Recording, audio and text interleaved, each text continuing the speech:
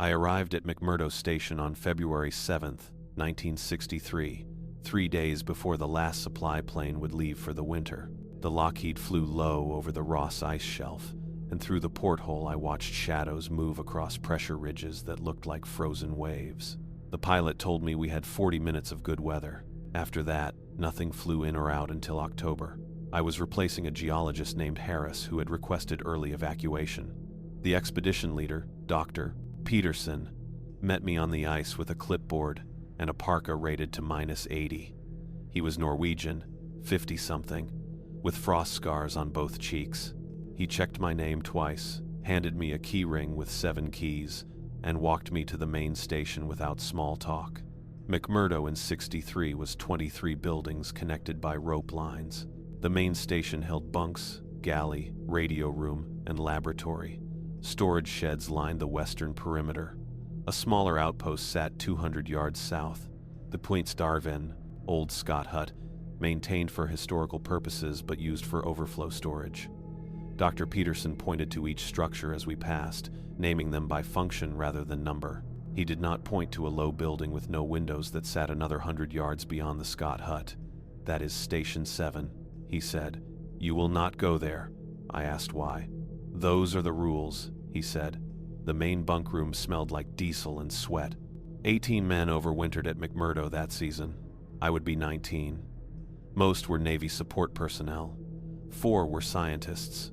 Peterson, a meteorologist named Chen, a biologist named Graves, and me. I was 26, 2 years out of graduate school, carrying $8,000 in student debt. The job paid $400 per month plus a completion bonus. I needed the money. I told myself I needed the experience more. Peterson assigned me the bunk Harris had used. Someone had stripped the mattress but left a carton of Pall Malls on the frame. I asked if Harris smoked. "No," Peterson said. "He left those for you." I did not smoke either. Chen, the meteorologist, was Chinese-American, 32, friendly in a careful way. He helped me inventory my cold weather gear: 2 parkas, 3 balaclavas, goggles, 3 sets of thermal layers, 2 sleeping bags, mucklucks, overboots, mittens with liners. He showed me how to check zippers and seams. He told me frostbite took 6 minutes on exposed skin once the wind passed 20 knots. "Harris left early," I said. Chen folded a balaclava with precision. "Yes." "Was he sick?" "No." "Then why?" "He did not follow the rules," Chen said. He handed me the balaclava. "You will follow them." Graves, the biologist, was British, 41, gaunt. He ate in the galley but spoke to no one. Peterson told me Graves had been on the ice for 4 seasons. He studied microorganisms in subglacial lakes. He kept samples in a refrigerated locker in Laboratory 2, which was a shed 60 yards from the main station. No one else entered Laboratory 2.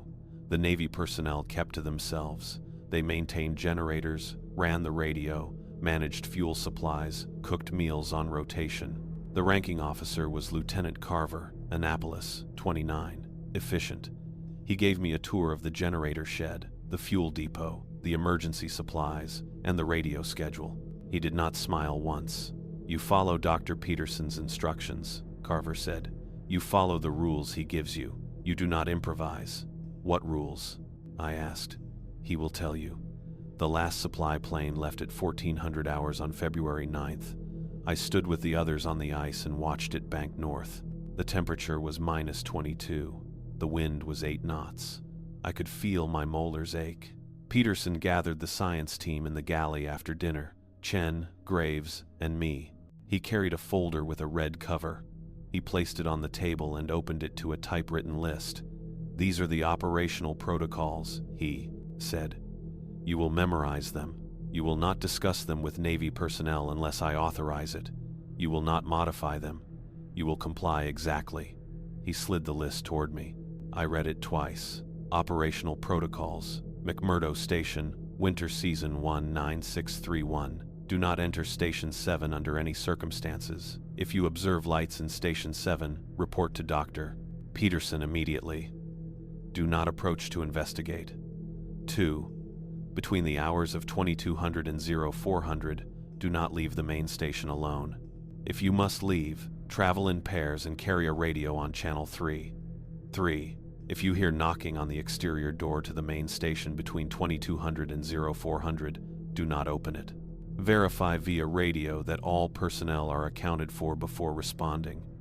4. Do not enter Laboratory 2 after 1900 hours unless Dr. Graves authorizes it in person. If you see light in Laboratory 2 after 1900 hours, do not investigate unless Dr. Graves is present. 5. The Scott hut is off limits between 0100 and 0500. If you observe movement near the Scott hut during these hours, do not approach. 6. If you encounter another person outside during daylight and they do not respond to verbal greeting, return to the main station immediately and report to Dr. Peterson. 7. Do not use the southern rope line after 2100 hours. Use only the northern and western lines for night travel. 8. If you observe footprints that form a complete circle around any structure, do not follow them. Mark the location and report to Dr. Peterson. 9. Do not photograph Station 7 or the area within 50 yards of it. 10. If you hear your name called from outside the main station when you know all personnel are inside, do not respond. If the calling persists for more than 5 minutes, inform Dr. Peterson. 11. Do not enter the cold storage locker in Building 12 after 2300 hours. If you must retrieve 2 supplies, do so before this time. 12. If you observe aurora activity directly overhead within 30 degrees of zenith, return indoors immediately and report to Dr. Peterson. Do not continue outdoor work under these conditions. 13. Do not consume food or water from sources outside the main station or approved storage sheds unless Dr. Peterson has cleared it personally. I looked up. Chen was staring at his hands. Graves was smoking. What is in Station 7? I asked. That is not relevant, Peterson said. What happens if someone breaks these rules? Harris broke them, Peterson said. That is why you are here. I wanted to ask what happened to Harris. I did not. How long have these protocols been in place? I asked. Since January, Peterson said. We will add amendments as needed. Chen cleared his throat. The protocols work if you follow them exactly. Do not test them. Graves crushed his cigarette. Do not be clever. Peterson closed the folder. You have 3 days to memorize this list. On February 12th, I will quiz you. If you cannot recite all 13 from memory, you will not participate in field work. You will remain in the main station until relief arrives in October. I spent the next 3 days memorizing the list and watching the others. Chen maintained his weather instruments on a strict schedule. 0, 700, 1200, 1700, 2200. He recorded wind speed, temperature, barometric pressure, and aurora activity in a logbook with entries going back to November. He never missed a check. He never went out alone after 2200. Graves left for Laboratory 2 every morning at 0800 and returned at 1830. He carried a lunch pail and a thermos. He locked the laboratory door behind him with 2 separate locks. I asked Chen what Graves studied. Samples from Lake Vostok, Chen said. He does not discuss his work. Lake Vostok is Russian, I said. Yes. How did he get samples? Chen did not answer. On February 11th, I walked the perimeter of McMurdo during daylight. The temperature was -31. The wind was 6 knots. I counted buildings, measured distances by pacing, memorized landmarks. The northern rope line ran from the main station to the generator shed to the fuel depot to storage shed 4. The western rope line ran from the main station to storage shed 8 to the Scott hut. The southern rope line ran from the Scott hut towards Station 7 but stopped 20 yards short. The rope ended in a knot. Beyond that point, no rope. I observed Station 7 from a distance of 100 yards. It was a low rectangular building, maybe 20 feet by 40, with walls of corrugated metal. No windows. 1 door on the north face. No rope line connected to it. No footprints led to or from it. The snow around it was smooth. I returned to the main station at 1200. Peterson was waiting in the galley. Did you approach Station 7? He asked. No. Good. That night, I lay in my bunk and listened to the station settle. Metal contracting in the cold, wind against the walls. Somewhere a generator hummed. At 22:15, I heard knocking on the exterior door. 3 knocks, evenly spaced. I waited. No one moved. The knocking came again. 3 knocks. Then silence. At 0600, I asked Chen if he had heard the knocking. "Yes," he said. "Did you check if anyone was missing?" "Everyone was inside," he said. "That is why we did not open the door." On February 12th, Peterson quizzed me in his office. I recited all 13 protocols without error. He made a notation in a logbook and told me I was cleared for field work. He handed me a radio and showed me how to set it to channel 3. He told me the battery lasted 8 hours in -20, 4 hours in -40. He told me to check the battery at the start of every shift. My first assignment was inventory of storage shed 4. Peterson gave me a clipboard, a list of supplies, and a partner, a Navy seaman named Kowalski, 23, from Michigan. We left the main station at 0900. The temperature was -27. We followed the northern rope line. Storage shed 4 held fuel canisters, spare parts, and emergency rations. Kowalski counted while I recorded. 32 canisters of kerosene, 18 canisters of diesel, 47 boxes of crackers, 33 boxes of powdered milk, 12 crates of canned meat, 6 spare radio batteries, 3 coils of rope, each 100 feet, 2 emergency flares. We worked for 90 minutes. Kowalski did not ask about the protocols. He did not mention Station 7. At 10:30, he checked his watch and said we needed to finish by 1100 because he had generator maintenance. We completed the inventory at 10:53. We returned via the northern rope line. I filed the inventory report with Peterson at 11:12. That afternoon, Chen gave me a tutorial on the weather instruments. The main array stood 30 yards west of the main station. Anemometer, thermometer, barometer, all mounted on a pole 12 feet high. Chen showed me how to read each instrument, how to record data, how to detect instrument failure. He told me the anemometer froze once a week. When it froze, we had to climb the pole and tap it with a mallet until it spun freely. "Do not tap too hard," he said. "We have no replacement." At 1700, Chen and I completed the weather check together. Wind 11 knots, temperature -32, barometric pressure 1021 millibars. No aurora activity. Chen recorded the data in his logbook with a mechanical pencil. His handwriting was precise, engineer-style block letters. As we walked back, I saw Graves leaving Laboratory 2. He locked both locks, tested the door, walked to the main station without looking at us. Chen watched him go. "He has been here too long." "How long?" 4 seasons.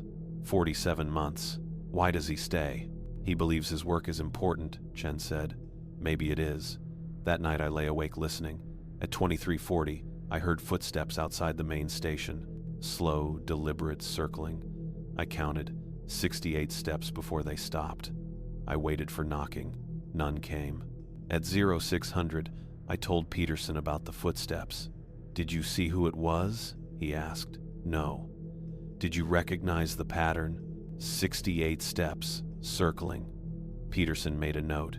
"Do not investigate footsteps. If they circle more than once, report to me." Immediately. The days developed a rhythm. Weather checks at 0, 700, 1200, 1700, 2200. Inventory rotations. Maintenance tasks. Meals in the galley. I learned the names of the Navy crew. Kowalski, Davies, Martinez, Patterson, O'Neill, 14 others whose names I recorded in my notebook because Peterson told me to keep a roster in case of emergency. At 2100 on February 16th, Chen and I performed the evening weather check. Wind 14 knots, temperature -36, barometric pressure falling. Chen looked at the sky. The aurora was forming to the south, green and white, low on the horizon. "We should go inside," he said. "The protocol says within 30 degrees of zenith," I said. "It is building," Chen said. "Do not wait for it to be overhead." We returned to the main station. By 2130, the aurora filled half the sky, curtains of green and red, shifting and pulsing. I watched from the galley window. Graves stood beside me. smoking. "First time seeing Aurora?" he asked. "Yes. Do not romanticize it," he said. "It is a warning." At 2200, I heard knocking on the exterior door. 3 knocks. I looked at Graves. He did not move. I looked at Chen. He shook his head. The knocking came again. 3 knocks, then silence. I asked Graves, "What is it?"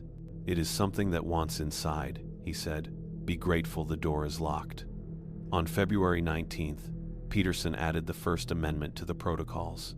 He called a meeting in the galley at 1900. Chen, Graves, and me. Lieutenant Carver was also present. Peterson opened the red folder and inserted a new page. Amendment to Operational Protocols, the 19th of February 1963, 14. If you observe a figure standing motionless outside any building for more than 10 minutes, do not approach or attempt communication. Report to Dr. Peterson immediately. Do not continue to observe the figure. 15. If the lights in the main station flicker 3 times in succession, verify that all personnel are accounted for. Do not assume electrical fault without verification. 16. Do not store personal items in the Scott hut. Do not enter the Scott hut for any reason other than retrieval of authorized supplies. Authorized supplies are listed in Appendix C, 17. If you hear radio transmission on Channel 3 that uses yesterday's authentication codes, do not respond. Report to Dr. Peterson immediately. 18. If you observe any structure that appears closer or farther than it did during your last observation, measure the distance by pacing and report the measurement to Dr. Peterson. Do not assume perceptual error. 19. Do not approach within 20 yards of Station 7, even during daylight. The previous limit of 50 yards is revised to 20 yards. Peterson looked at each of us in turn. These amendments are effective immediately. Memorize them by February 21st. Lieutenant Carver will brief the Navy personnel separately. Carver nodded. He did not ask questions. Graves crushed his cigarette. Something happened. Harris approached Station 7, Peterson said. He measured the distance at 43 yards. The next day he measured it at 37 yards. The day after that, 31 yards. On January 15th, he measured it at 18 yards. That was the day he requested evacuation. I asked, "Did the building move?" "The building did not move," Peterson said. The space between the building and the observer changed.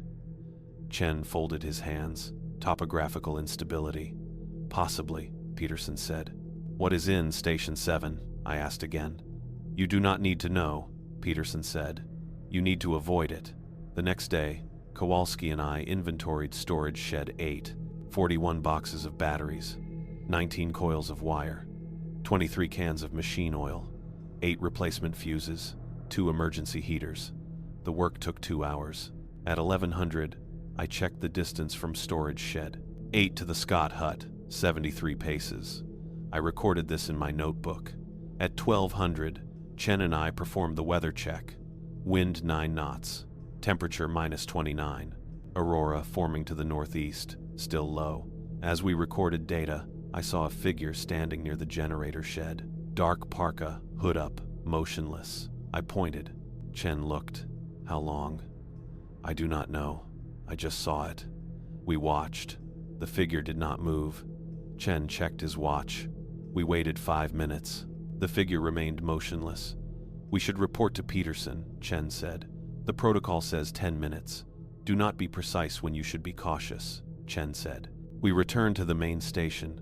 I reported to Peterson. One figure, generator shed, motionless for at least 5 minutes. Dark parka. Peterson called Lieutenant Carver. Carver assembled the Navy crew in the galley. All 19 men accounted for. Peterson, Chen, Graves, and me, all accounted for. "Who is outside?" I asked. Peterson looked at Carver. "Verify that all parkas are accounted for." Carver sent 3 men to check the storage lockers. They returned in 8 minutes. All parkas accounted for. Peterson put on his parka and told Carver to assemble 4 men. They went out together, following the northern rope line to the generator shed. I watched from the galley window. They circled the generator shed twice. They searched the area within 50 yards. They found nothing. They returned at 12:36. Peterson removed his parka. No figure. No footprints except our own. I saw it, I said. I know, Peterson said. That is why we checked. That night I could not sleep. At 2300, I heard 3 knocks on the exterior door. At 2340, I heard footsteps circling the main station. 68 steps, then silence. At 0200, I heard my name called from outside. Twice. A voice I did not recognize. I did not respond. At 0215, I heard it again, 3 times. I lay still and counted minutes. At 0220, the calling stopped. At 0600, I reported to Peterson. Good, he said. You followed protocol. Do not respond next time either. On February 23rd, Chen and I performed the noon weather check. As we returned to the main station, I looked south toward the Scott hut. The distance appeared shorter. I stopped and counted paces. 61. My previous measurement from the main station to the Scott hut had been 83 paces. Chen saw me counting. Report it.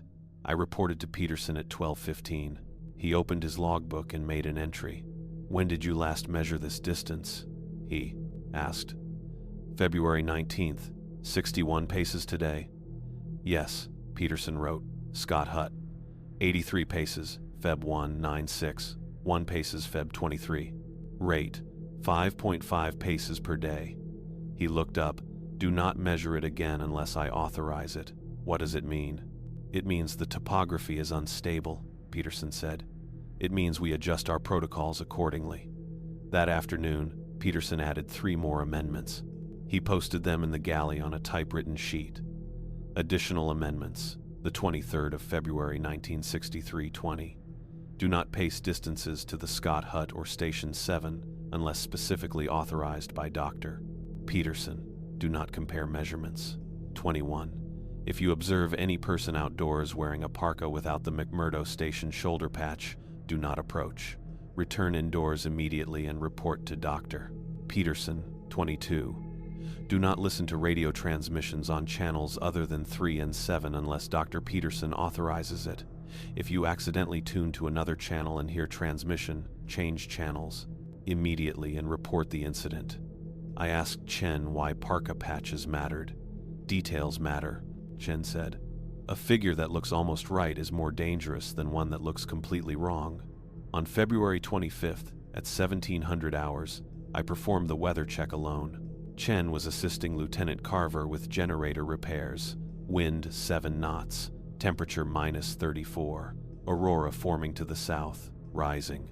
I recorded the data and started back to the main station. I saw a figure standing between me and the main station.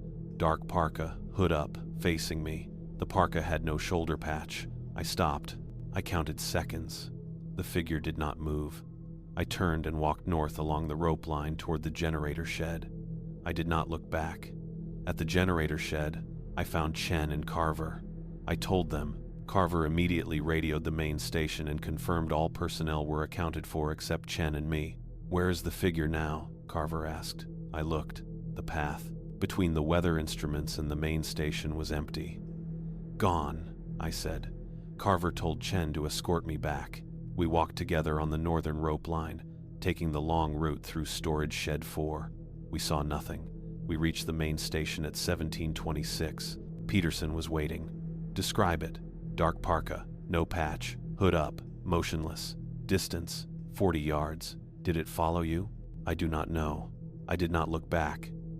Good, Peterson said. If you see it again, follow the same procedure. Do not approach. Do not speak to it. Do not run. That evening, Graves approached me in the galley. He sat across from me with a cup of coffee and a cigarette. You saw one, he said. I saw something. Did it have a face? I could not see. The hood was up. Graves nodded. If you see its face, follow protocol exactly. Do not improvise. What is it? It is a mistake, Graves said. We made it. Now we manage it. At 2200, I performed the weather check with Chen. Wind 12 knots. Temperature -37. Aurora overhead, within 20 degrees of zenith. Chen recorded the data quickly and we returned indoors immediately. As we walked, I heard footsteps behind us, not circling, following. Chen heard them too. Do not look back, do not run, walk normally. We reached the main station at 2208. The footsteps stopped when we entered. That night I did not sleep. At 2300, I heard 3 knocks. At 0100, I heard footsteps circling. This time they circled twice, 136 steps. At 0300, I heard my name called from outside. 4 times. The voice sounded closer. On February 27th, I was scheduled for inventory of the fuel depot with Kowalski. We left the main station at 0900. Temperature -31. Wind 10 knots. As we followed the northern rope line, I saw footprints in the snow that formed a complete circle around storage shed 4. The prints were fresh. The circle was exact. I stopped. Kowalski saw them too. Protocol says mark and report, Kowalski said. Do not follow them. We marked the location with a flag and continued to the fuel depot. I reported to Peterson at 10:45. He made an entry in his logbook and sent Lieutenant Carver to photograph the prints. Carver returned at 11:30 with a Kodak camera and 12 photographs. Peterson studied them in his office with the door closed. At noon, he posted another amendment. Amendment, the 27th of February 1963, 23. If you observe footprints that circle any structure more than once, that is to say, a double or triple circle, evacuate to the main station immediately and report to Dr. Peterson. Do not mark the location. Do not photograph. At 1700, Chen and I performed the weather check. Wind 13 knots, temperature -33, aurora forming overhead. As we recorded data, the lights in the main station flickered, once, twice, 3 times. Chen dropped his pencil. We need to verify. We ran to the main station. Peterson was already in the galley with Lieutenant Carver. They were counting personnel. Everyone accounted for. Electrical fault, Carver said. Test the generator, Peterson said. Carver sent Patterson and Martinez to the generator shed. They returned at 17:23. Generator functioning normally. No faults detected. Peterson looked at me. Did you see anything outside during the weather check? No. Aurora activity? Yes. Overhead. We came inside immediately. Peterson nodded. Tonight we implement Condition Red. Lieutenant Carver will brief the crew. Science team stays in the main station. No one goes out after 1900 hours unless I authorize it. Condition Red meant lockdown. All exterior doors sealed. No solo travel. Radio checks every 30 minutes. I asked Peterson what had changed. The pattern is accelerating, he said. We need to contain it. That night, the station was silent, except for the generator and the wind. At 2200, I heard 3 knocks on the exterior door. At 2230, I heard them again, louder. At 2300, I heard knocking on every door simultaneously. East door, west door, south door, airlock. 3 knocks each, synchronized. No one moved, no one spoke. At 23:15, the knocking stopped. At 0100, I heard my name called from outside. 5 times. The voice was clear. It sounded like my brother. My brother died in 1961. I did not respond. On March 1st, Peterson convened the science team in his office. Chen, Graves, and me. He opened the red folder and removed a new document.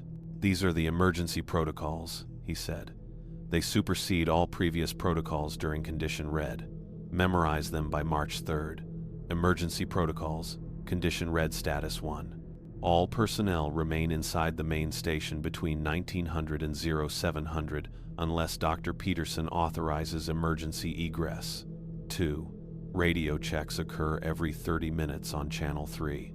Use authentication code Sierra 6 for all transmissions. Code updates daily at 0800 3. If you hear knocking that lasts more than 5 minutes continuously, gather in the galley and maintain silence until knocking stops. Do not respond. Do not investigate. 4. If you observe lights in any structure other than the main station between 1900 and 0700, report to Dr. Peterson immediately. Do not approach or signal. 5. If you hear radio transmission from a voice claiming to be Dr. Peterson, verify in person before complying with any instructions. Do not rely solely on radio authentication codes during condition red. Peterson closed the folder. These protocols remain in effect until I lift condition red or until relief arrives in October. No exceptions. Graves lit a cigarette. How long will condition red last? Until the pattern stabilizes, Peterson said. What if it does not stabilize? I asked. Then we wait for October, Peterson said. March passed in lockdown. Weather checks continued with armed escorts. Lieutenant Carver or another Navy crewman accompanied every outdoor mission. We reduced fieldwork to essentials: weather data, fuel management, generator maintenance. Chen and I performed checks at 0, 700, 1200, and 1700 only. The 2200 check was suspended. The knocking continued every night. 3 knocks, multiple doors, synchronized. Sometimes it lasted 5 minutes, sometimes 20. Once, on March 8th, it lasted 90 minutes. We gathered in the galley and sat in silence. When it stopped, Peterson made a log entry and returned to his office. I saw figures outside on March 10th, March 14th, March 19th, and March 23rd, always between structures, always motionless, always wearing parkas without patches. Peterson logged each sighting. He did not send anyone to investigate. On March 27th, I heard my name called from outside. 6 times. The voice sounded like my brother again. Then it sounded like my mother. Then it sounded like me. I did not respond. Chen told me later that he heard his sister. She lived in San Francisco. She had died in 1958. On April 3rd, Graves did not appear for breakfast. Peterson found him in his bunk at 0800. Graves was awake, sitting upright, staring at the wall. He did not respond to questions. Peterson called Lieutenant Carver. They moved Graves to the infirmary, a partitioned section of the bunk room with 2 beds and a medical locker. I visited Graves at 1000. He was lying down, eyes open, breathing normally. I asked if he was all right. He did not respond. I asked what happened. He blinked once, but said nothing. Chen told me Graves had gone to Laboratory 2 the previous evening at 1800, despite condition red. Carver found him there at 2330, sitting on the floor, surrounded by broken sample containers. The samples had melted. The refrigeration unit was off. Graves had turned it off. Why? I asked. He said the samples were talking to him, Chen said. He said they wanted out. Graves remained in the infirmary for 6 days. On April 9th, he spoke again. His first words were, "I followed the rules. It did not matter." Peterson questioned him in private. I do not know what Graves said. After the questioning, Peterson updated the emergency protocols. Additional emergency protocol, the 9th of April 1963-6. Do not enter Laboratory 2 under any circumstances during condition red. If you observe light or movement in Laboratory 2, report to Dr. Peterson immediately. Do not investigate. Graves recovered enough to return to his bunk on April 12th, but he did not leave the main station. He sat in the galley and smoked. He did not speak unless spoken to. He did not eat unless reminded. On April 15th, Chen and I performed the noon weather check with Carver as escort. Wind 16 knots, temperature -41. As we returned to the main station, I saw Station 7. It appeared closer. I estimated the distance at 80 yards. I did not pace it. I did not ask for authorization to pace it. That night, the knocking came at 2200 and did not stop. It continued through 2300, 0100, 0100. At 0200, it changed rhythm. 4 knocks, pause, 4 knocks. At 0300, it became 5 knocks. At 0400, it became 6. At 0500, it stopped. Peterson stood in the galley doorway. Everyone stay inside. No one approaches the Peters doors. At 0600, I looked out the galley window. Footprints circled the main station 3 times, a triple circle, unbroken, exact. Peterson photographed them at 0700. He measured the outer circle at 143 feet in diameter.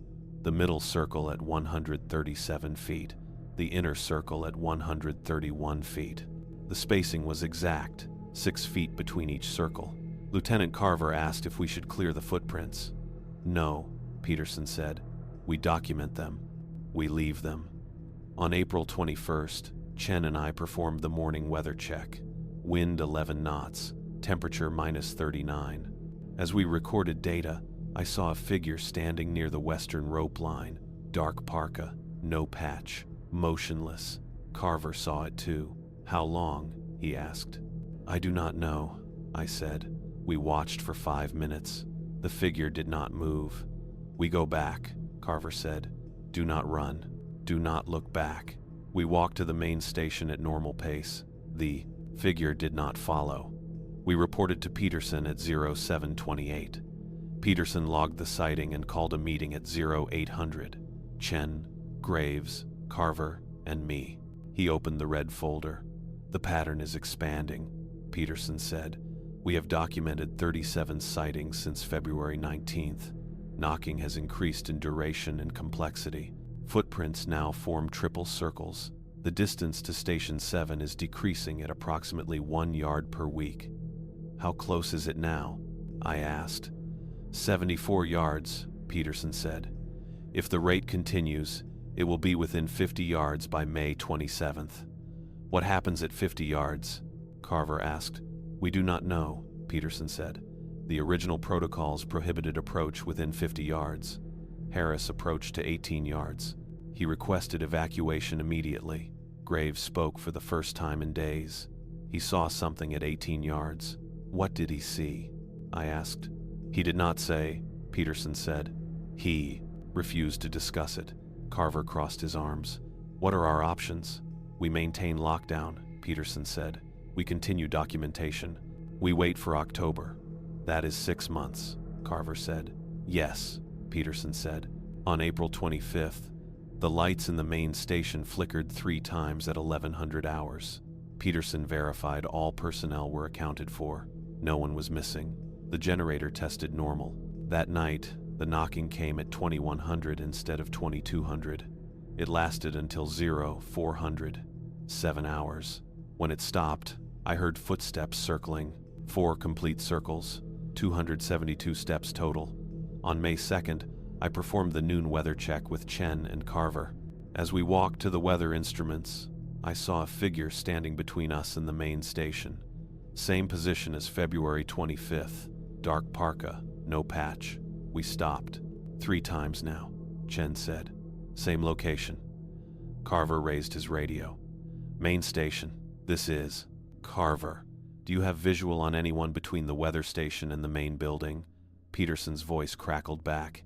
Negative. All personnel accounted for except your party. We have visual on a figure, Carver said. Parka, no patch, motionless. Same position as previous sightings. Return via northern route, Peterson said. Do not approach. We followed the northern rope line through the generator shed. When we reached the main station, the figure was gone. Peterson met us at the door. This is the 3rd sighting in that specific location. The figure is establishing a pattern. What does it want? I asked. It wants inside, Peterson said. It cannot come inside while we follow the protocols. On May 7th, at 0300, I woke to the sound of my name. 8 times. The voice sounded exactly like me. I heard myself calling from outside, clear and distinct. Hello? Is anyone there? Let me in. It is cold. Let me in. I did not respond. I lay in my bunk and listened to my own voice calling for 23 minutes. In the morning, Chen told me he had heard it too. He had heard himself calling in Mandarin. On May 15th, Peterson measured the distance to Station 7 at 68 yards. He did not tell me to confirm the measurement. He recorded it in his log and updated the amended protocols. Revised amendment, the 15th of May, 1963-19. Do not approach within 30 yards of Station 7. The previous limit of 20 yards is revised to 30 yards. That night, the knocking came at 2000 and continued until 0600, 10 hours, the longest duration yet. During the knocking, I heard voices calling, mine, Chen's, Graveses, Carvers, all of us, calling to be let in. No one opened the door. On May 23rd, the aurora appeared directly overhead at noon, green and red curtains covering the entire sky. Peterson ordered everyone inside immediately. We remained in lockdown for 14 hours. The aurora did not dissipate until 0200 on May 24th. During those 14 hours, the knocking never stopped. The voices never stopped. I heard my brother, my mother, my father, friends from graduate school, my thesis advisor, all calling, all asking to be let in. Chen sat across from me in the galley with his hands over his ears. Graves smoked 3 packs of cigarettes. Carver maintained radio silence after confirming all personnel were inside. At 0200, when the aurora finally faded, the knocking stopped. The voices stopped. The station was silent. Peterson stood in the galley doorway. His face was gray. We do not go outside until 0800. No one leaves the main station for any reason. At 0800, Carver and I went out to check the perimeter. Footprints circled the main station 6 times. 6 complete, unbroken circles, each 6 feet apart. The outer circle was 207 feet in diameter. Inside the innermost circle, pressed into the snow, were handprints, dozens of them, surrounding the main station at the base of the walls. Peterson photographed everything. He measured the circles. He counted the handprints. 93. "Do not touch them," he said. "Do not disturb them." On May 27th, Peterson measured Station 7 at 52 yards, 2 yards beyond the amended safety limit. He called a meeting at 0900. Chen, Graves, Carver, and me. "We are entering a critical phase," Peterson said. "If Station 7 reaches 50 yards, we implement Condition Black." "What is Condition Black?" Carver asked. Peterson opened the red folder and removed a document I had not seen before. It was marked classified in red ink. Condition Black Protocols 1. All personnel evacuate to the generator shed immediately upon Dr. Peterson's order. 2. The main station is sealed from the exterior. All doors locked. All windows covered. 3. Personnel remain in the generator shed until Condition Black is lifted or until emergency evacuation is authorized. 4. Do not attempt to re-enter the main station during Condition Black unless Dr. Peterson authorizes it in person. 5. If Dr. Peterson is incapacitated, Lieutenant Carver assumes command.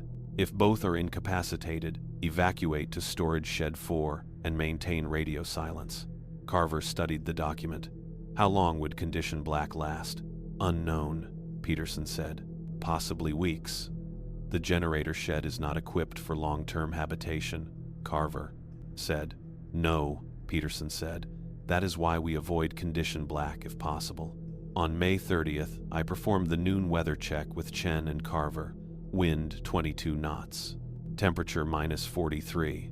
As we recorded data, the anemometer froze.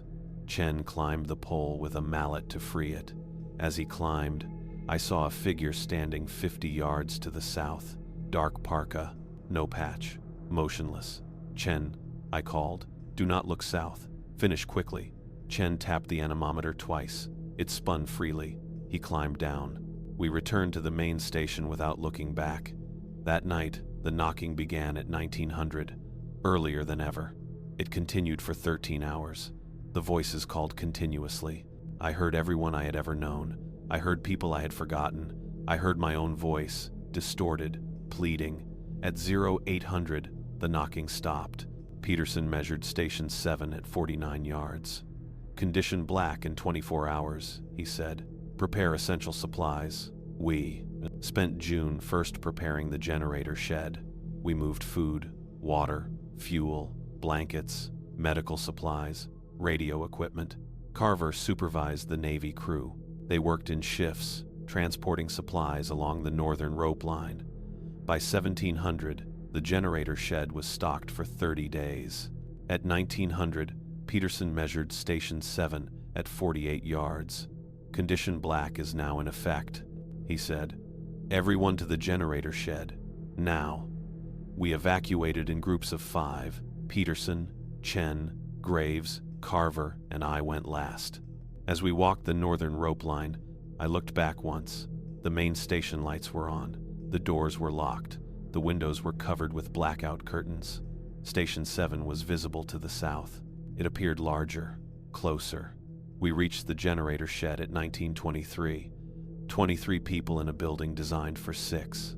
We organized sleeping rotation, food rationing, radio schedule, watch duties. Carver posted guards at the door in 2-hour shifts. Peterson maintained radio contact with no one. The radio was silent. We were alone.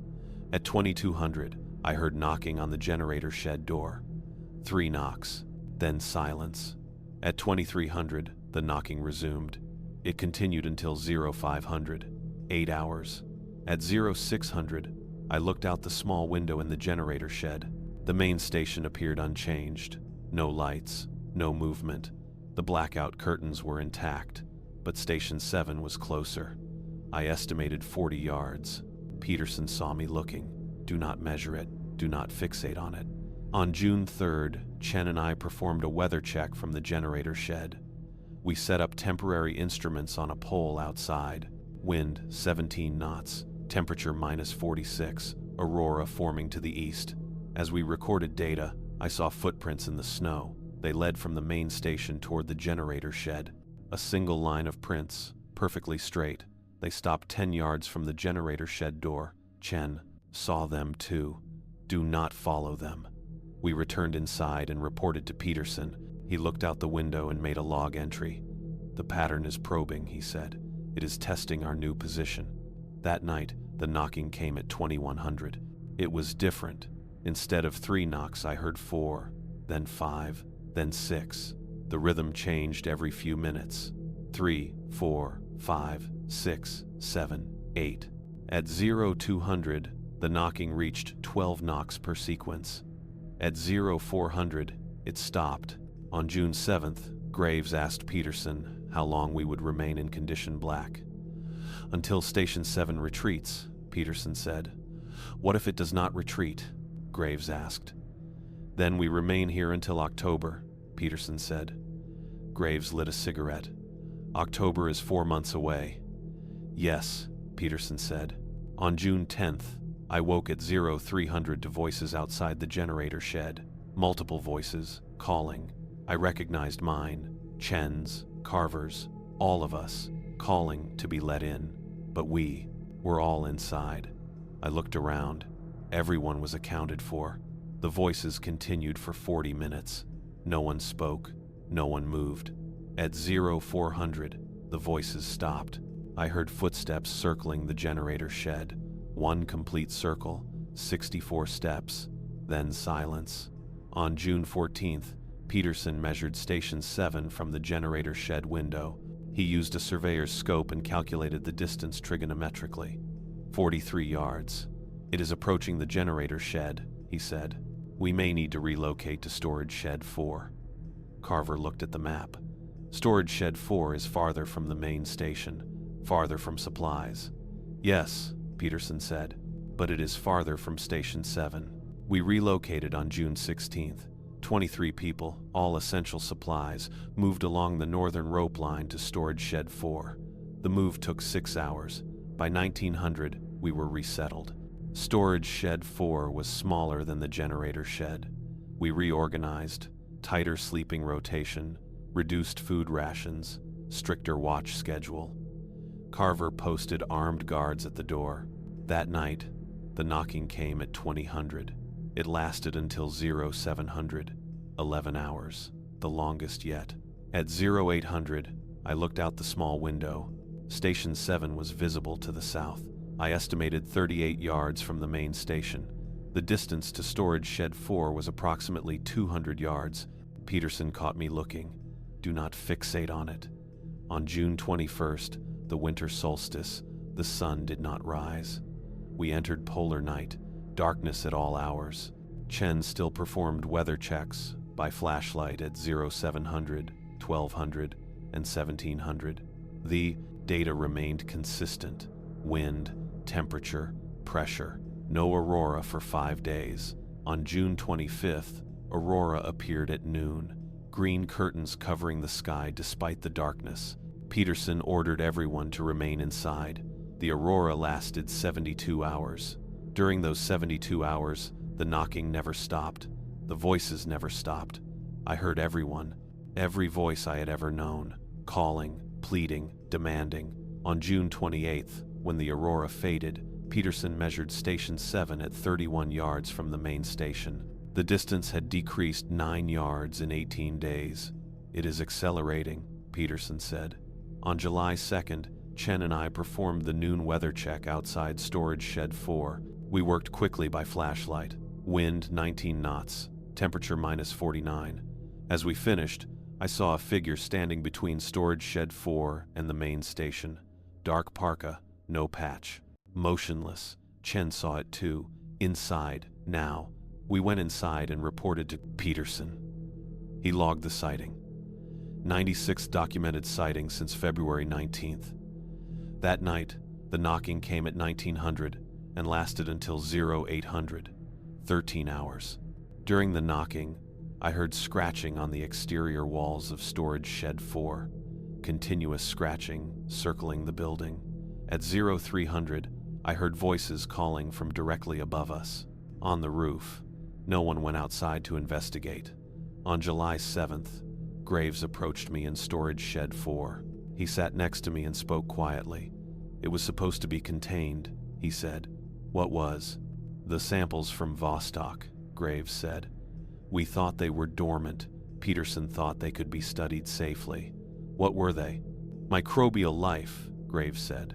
"Frozen for millions of years. When we brought them to the surface, they adapted." "Adapted how?" "They learned," Graves said. "They learned us, our patterns, our voices, our shapes. Now they mimic us. Why? Because that is what they do," Graves said. "They survive by becoming what they encounter." I asked where the samples were now. "Laboratory 2, Graves said. "Sealed, frozen, but they are not dormant anymore." On July 12th, Peterson measured Station 7 at 24 yards from the main station. He updated the protocols. Revised amendment, the 12th of July, 1963-19. Do not approach within 40 yards of Station 7. The previous limit of 30 yards is revised to 40 yards. Carver asked how much farther we could retreat. "Storage Shed 8 is the farthest structure," Peterson said. "Beyond that, we evacuate to the Scott Hut." "The Scott Hut is closer to Station 7, Carver said. "Yes," Peterson said. On July 18th, the knocking changed pattern again. Instead of rhythmic knocks, I heard sustained pounding, continuous, unbroken, like machinery. It began at 1900 and continued until 0900, 14 hours. The walls of Storage Shed 4 vibrated. At 0900, when the pounding stopped, I looked outside. The snow around Storage Shed 4 was disturbed. Dozens of impressions, circular, overlapping, as if something had pressed against the walls repeatedly. Peterson photographed them. He measured the diameter of the largest impression, 13 inches. On July 23rd, Chen performed the noon weather check alone while I assisted Carver with radio repairs. Chen returned at 12:23. He was shaking. "I saw it close," he said. 20 feet. Peterson questioned him. "Describe it." "Dark parka, no patch, hood up." "But this time I saw the face." "Describe the face." Chen hesitated. "It was my face. Exactly my face." No one spoke. "Are you certain?" Peterson asked. "Yes," Chen said. "It was me, looking at me." Peterson made a log entry. He updated the protocols. Additional emergency protocol. The 23rd of July, 1963-7. If you encounter a figure that resembles yourself or another member of the expedition, do not approach. Do not speak to it. Return indoors immediately and report to Dr. Peterson. Do not engage. On July 29th, Peterson measured Station 7 at 17 yards from the main station, 1 yard closer than Harris had measured before requesting evacuation. "We relocate to Storage Shed 8 tomorrow," Peterson said. "Condition black continues indefinitely." We moved on July 30th. The relocation took 8 hours. Storage Shed 8 was 230 yards from the main station, the farthest point in McMurdo's perimeter. We arrived at 1800. By 1900, the knocking began. It lasted until 10:00 the next morning, 15 hours. On August 4th, I woke at 0200 to the sound of my own voice calling from outside, but the voice was inside my head. I could not tell if it was external or internal. I sat up. Chen was awake too, staring at the ceiling. "Do you hear it?" I asked quietly. "Yes," he said. "It is in my head now. We did not report this to Peterson. I do not know why. Perhaps because we knew there was nothing he could do." On August 9th, Aurora appeared directly overhead, red and green curtains, pulsing. Peterson ordered everyone to remain inside. The aurora lasted 96 hours, 4 days. During those 4 days, the knocking and voices never ceased. I stopped sleeping. Chen stopped sleeping. Graves sat in the corner and smoked continuously. On August 13th, when the aurora faded, Peterson measured Station 7 at 9 yards from the main station. "It is inside the original safety perimeter," Peterson said. "Harris was right to evacuate." Carver asked what options remained. "We wait," Peterson said. "Relief arrives in 63 days." On August 19th, Chen and I performed the noon weather check outside Storage Shed 8. Wind 26 knots, temperature -52. As we finished, I saw figures, plural. 3 figures standing in a line between Storage Shed 8 and the main station. Dark, parkas, no patches, motionless. Chen saw them too. "We go inside. Do not run." We walked normally to Storage Shed 8. The figures did not move. We reported to Peterson at 12:18.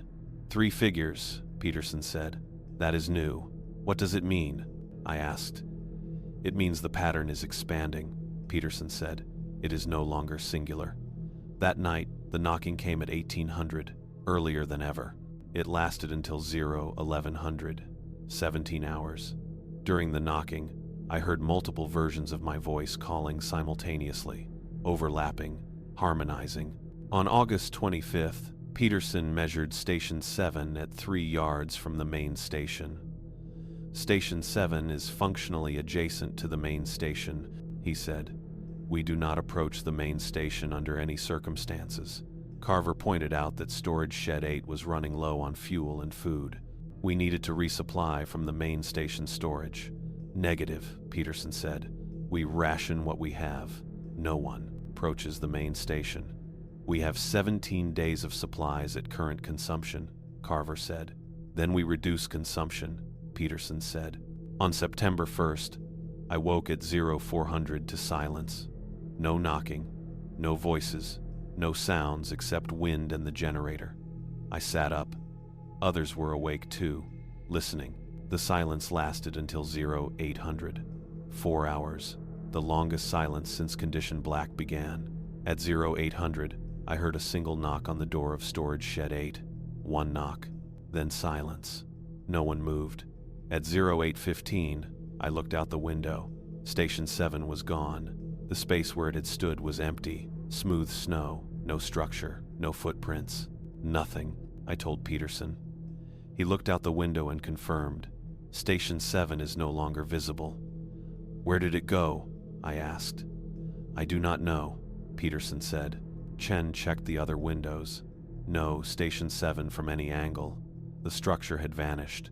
Peterson opened the red folder and made an entry.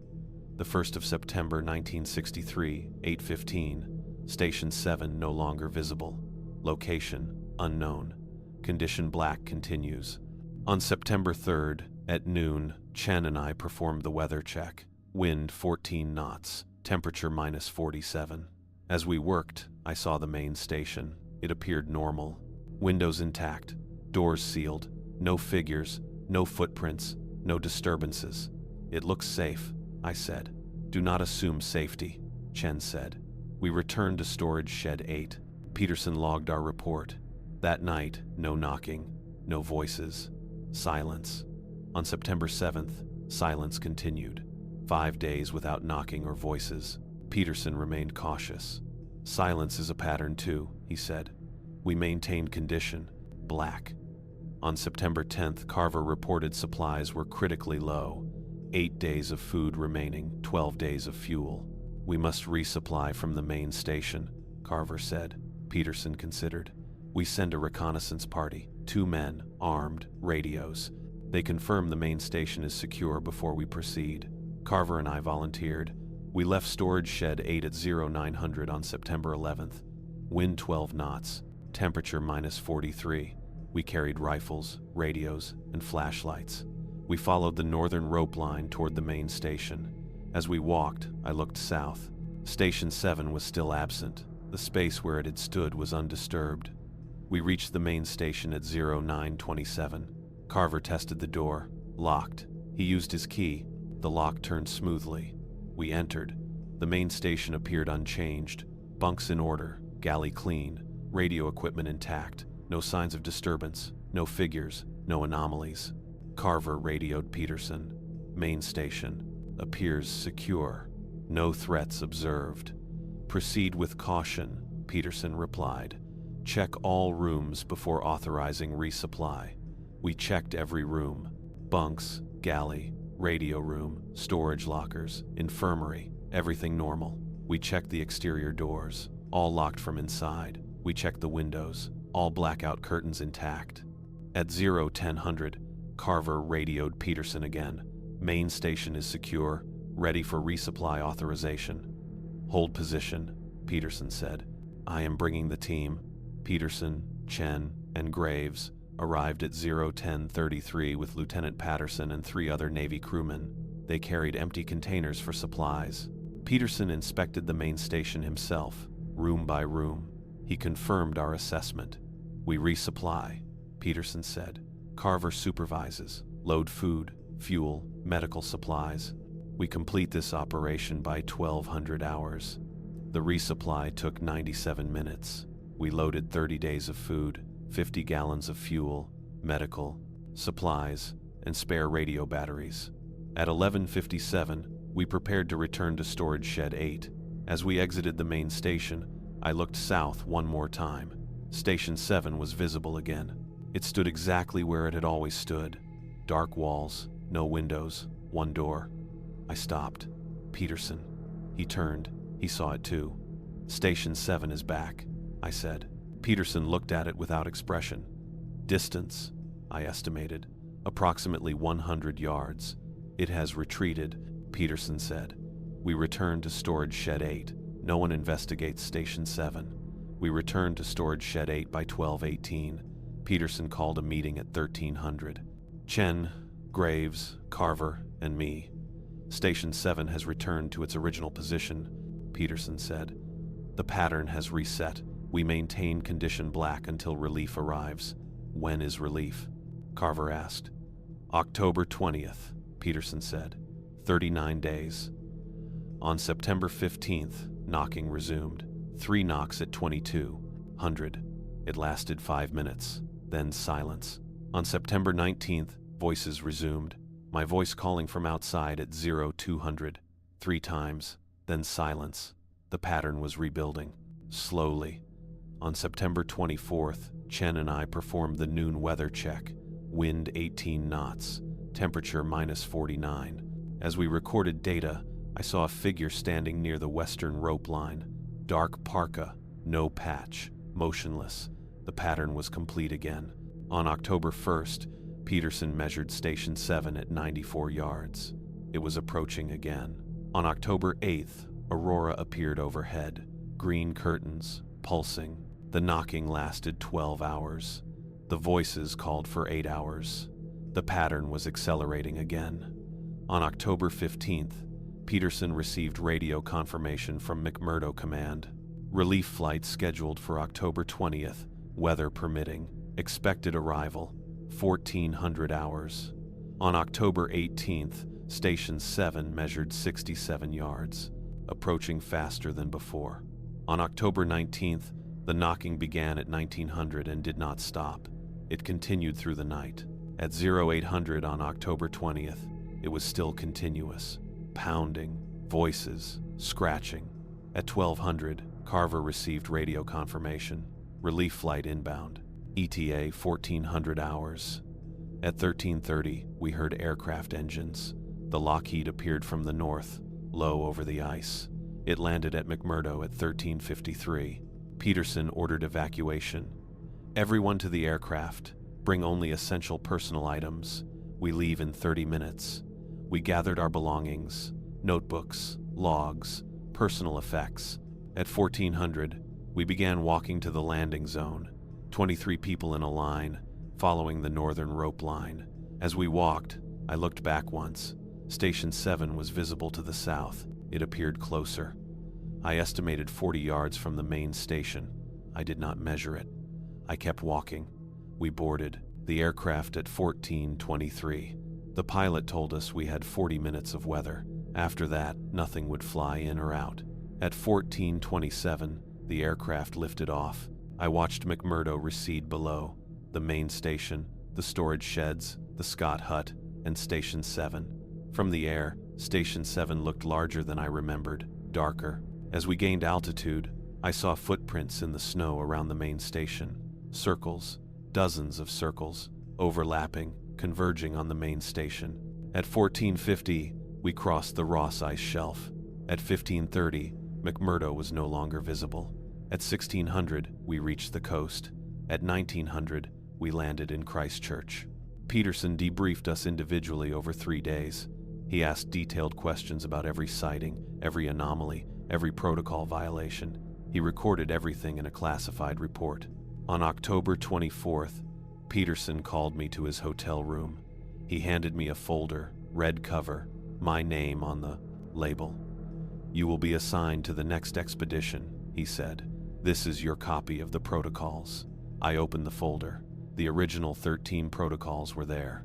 All 23 amendments, the 7 emergency protocols, and new pages, revised operational protocols. McMurdo Station, Winter Season 19641. Do not enter Station 7 under any circumstances. If you observe lights in Station 7, report to Dr. Peterson immediately. Do not approach to investigate. 2. Between the hours of 2200 and 0400, do not leave the main station alone. If you must leave, travel in groups of 3 minimum and carry radios on Channel 3. 3. If you hear knocking on the exterior door to the main station between 2200 and 0400, do not open it. Verify via radio that all personnel are accounted for. Verify that all personnel are inside the main station visually before responding. Do not rely on radio confirmation alone. 4. Do not enter Laboratory 2 under any circumstances. Laboratory 2 is permanently sealed. If you observe light or movement in Laboratory 2, evacuate to storage shed. 8. Immediately and report to Dr. Peterson. 5. The Scott Hut is off limits between 0100 and 0500. If you observe movement near the Scott Hut during these hours, do not approach. If you observe movement near the Scott Hut outside these hours, verify that the individual is wearing a McMurdo Station patch before approaching. 6. If you encounter another person outside and they do not respond to verbal greeting, return to the nearest structure immediately and report to Dr. Peterson. Do not approach within 20 feet of non-responsive personnel. 7. Do not use the southern rope line under any circumstances. Use only the northern and western rope lines for all travel. 8. If you observe footprints that form a complete circle around any structure, evacuate the structure immediately and report to Dr. Peterson. Do not return to the structure until Dr. Peterson authorizes it. 9. Do not photograph Station 7 or the area within 100 yards of it. Do not measure distances to Station 7 unless Dr. Peterson specifically authorizes it. 10. If you hear your name called from outside when you know all personnel are inside, do not respond. If the calling persists for more than 5 minutes, gather in the galley and maintain silence until calling stops. Do not investigate. 11. Do not enter the cold storage locker in Building 12 after 2300 hours. If you must retrieve supplies, do so before this time with at least one other person present. 12. If you observe aurora activity directly overhead within 30 degrees of zenith, return indoors immediately and report to Dr. Peterson. Do not continue outdoor work. Do not observe the aurora for more than 60 seconds continuously. 13.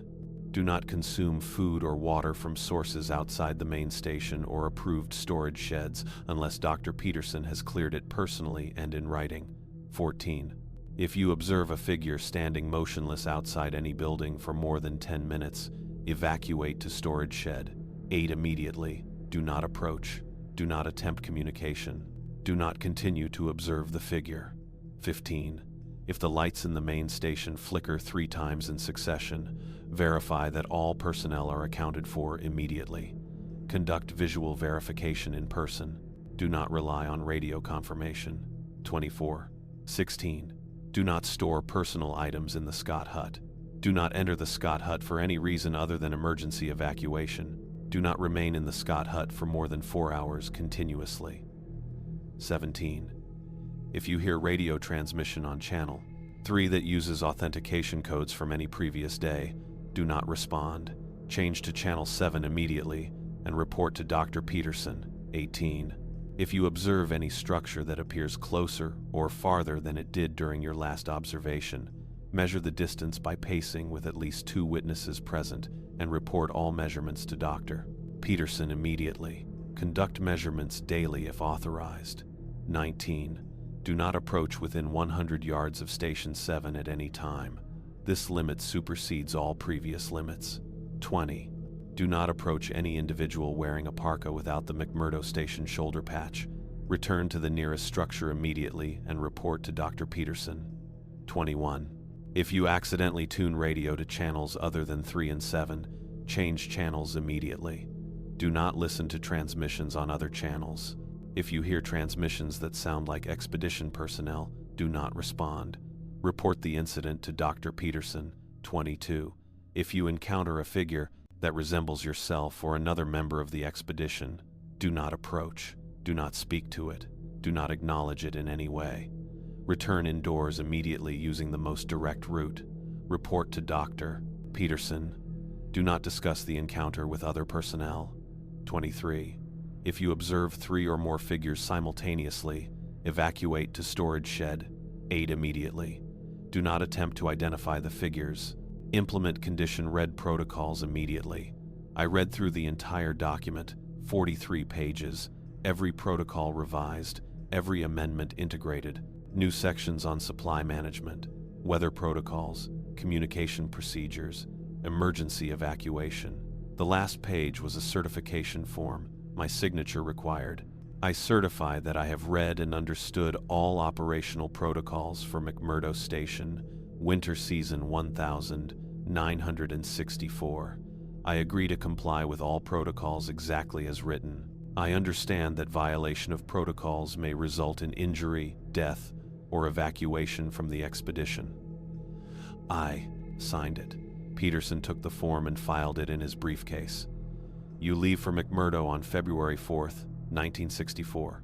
You will brief the new personnel on these protocols. You will enforce them. What about you? I asked.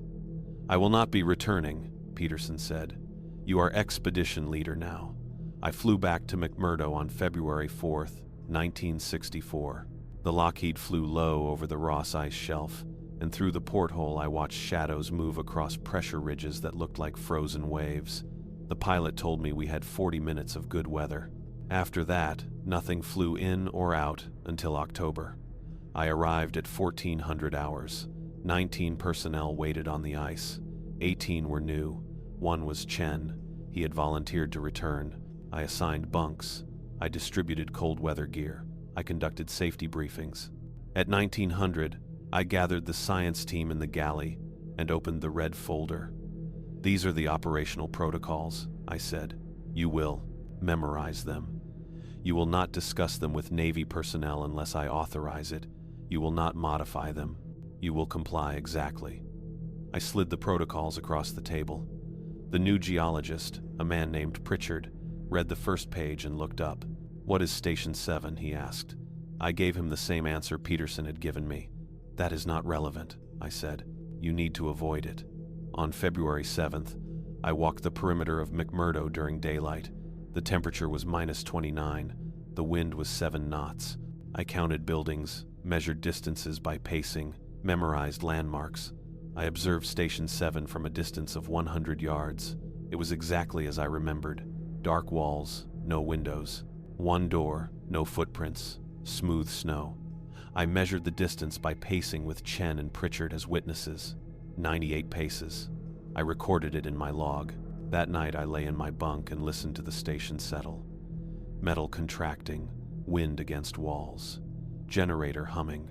At 2200, I heard 3 knocks on the exterior door, evenly spaced. Clear.